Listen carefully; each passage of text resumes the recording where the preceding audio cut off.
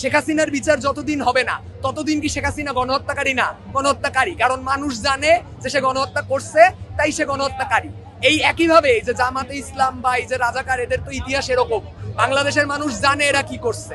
আমাদের বাংলাদেশে 1971 সালে যে মুক্তিযুদ্ধ হয়, এই মুক্তিযুদ্ধে যারা আমাদের বাংলাদেশের বিরুদ্ধে ছিল, যারা হচ্ছে পাকিস্তানি সেনাবাহিনীর গণহত্যার অংশীদার ছিল, আমরা তাদের বিচার বহুদিন ধরে চেয়ে আসছি।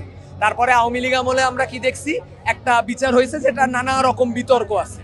তো এই ধরনের একটা বিতর্কিত যে বিচার, আমরা মনে করি ওই বিচারের ভিত্তিতে রায় যখন আসলো, তারপরে তারা কি ধরলো যে আওয়ামী লীগের বিচার বিতর্কিত, তাই এরা কেউ রাজাকার না। এটা একটা খুব হাস্যকর কথা।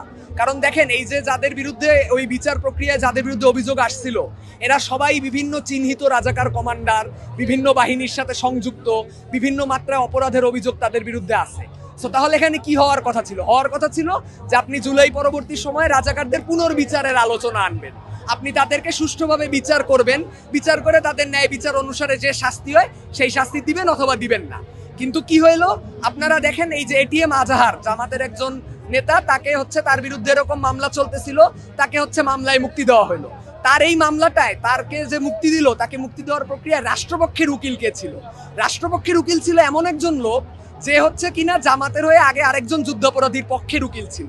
মানে চিন্তা করেন, তার বিরুদ্ধের উকিল এমন একজন লোক যে নিজে হচ্ছে জামাতপন্থী বা ওই ধারার মানে ওকালতিগুলো করে আসছে।